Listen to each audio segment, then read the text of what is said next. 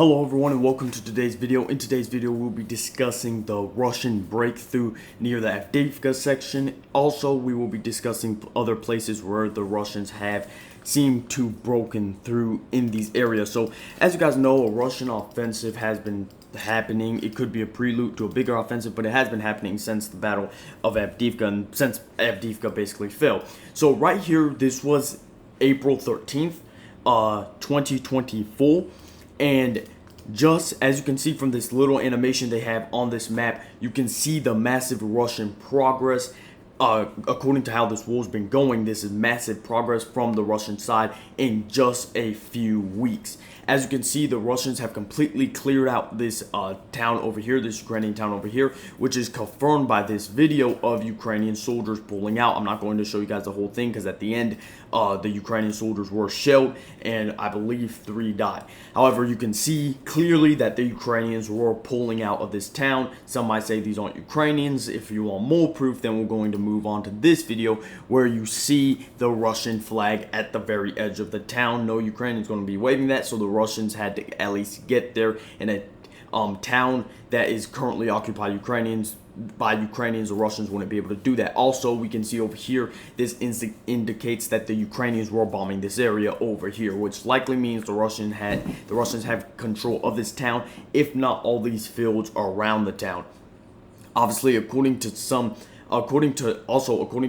biased sources, the Russians also managed to reach this town over here. Until we get geolocated footage of that, I'm not going to say that. Let's move on to this map over here, and the reason we're using different maps is because each map has very good things about it that the others don't. Like Deep State map, you can see the timeline of how the movements were. The other map we were just on, you could see the videos and the geolocations. In this map, you can really see where the Russians made this push. This was all confirmed today, so this is massive gains. Obviously this was not all captured today, but it was all confirmed today, and the Russians, according to this map, have control of all those fields. So the Russians seem to be taking advantage of the Ukraine aid not being there yet. Obviously it's in Ukraine, and when the Ukraine aid first started, people were talking about, okay, this is going to be easy, in a week they'll be at the front lines. However, it takes time to get that aid to certain units on which axes. Where do they want to send these men? I mean, these units of armor fighting vehicles to, these units of tanks, these artillery shells. Where do they want to send it? Do they want to send it? Which unit is going to get those?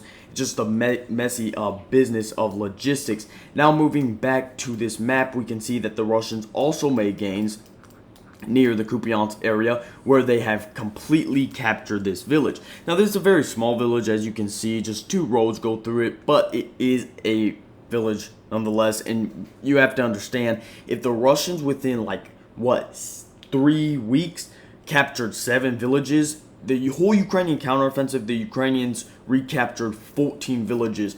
The war's been stagnated for a long time. It's not been moving forward for either side, and it's hard for either side to claim a massive victory. The last massive victory for Russia before Avdiivka was Bakhmut. Okay, Ukraine really hasn't had a massive victory since the liberation of Kherson city. So as you can see, the Russians all making some pushes. This is just video footage of the Russians basically showing their flag. Let me get it. Basically they were showing their flag, and they were basically saying, yeah, we did it, we captured this village. So as you can see, the Russians all making gains. They're trying to make as much gains before May 7th, which is when Putin is officially installed in again as president, and May 9th, which is Victory Day. They would like to have a victory before Victory Day, and a big enough victory probably to cover up, let's say something happens in Crimea before or on or right after Victory Day. Also, they are taking advantage of the Ukraine aid not being at the front lines yet. They're taking advantage of that and using this precious time that the Russians have to go and push as far as they possibly can. Moving on, I've heard a lot of people saying this is a Russian breakthrough, and it is. A lot of people are saying Ukraine is finished. I wouldn't go far to say that, because the reason being is this was a week ago, but as you can see from this map over here, this is Ukraine a year ago. This is the front lines a year ago, this image over here. And this is the front lines today. So as you can see, there really has not been a lot of changes on the front lines. Now, I'm not saying there won't be dramatic changes on the front lines in the future. I'm just saying right now, I would not be saying Ukraine's going to fall because the Russians are making these breakthroughs.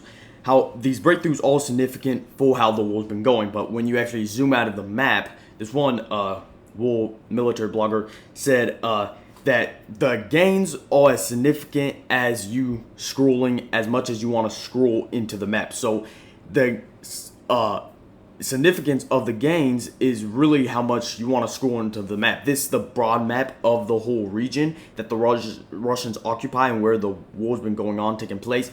And as you can see, there's like barely any changes. But if you zoom in on the map, obviously there are huge changes depending on how far you want to zoom in. I'm not trying to take anything away from the Russians. This was a well-deserved for the prices that they lost. I mean, I've seen this one Russian soldier recorded it in Semnivka. He said, guys, you guys want to brag about we took this city. Here's 80 of our dead comrades. Obviously not going to show that video. And it was just in one tree line. So you're losing that many men over small villages like that. And he said that was just in the final days of taking Semnivka. So you're losing men like that, vehicles like that. I'll say it's well deserved. I'm not trying to take anything, again, I'm not trying to take anything away from the Russians, because I've seen a lot of pro-Ukrainian military analysts do that, where they try to take away from the Russians. Yeah, they took this town, but look how many men they lost. No, it is significant, and they're all making breakthroughs. However, I would not say it's like going to decide the future of the war right now. If these breakthroughs continue, obviously it could. But as we saw with the Ukrainians, they took back all this in the Kharkiv counteroffensive, and now they're getting beat. They took back all this in Kherson offensive, and now they're getting beat. So war is very fluid.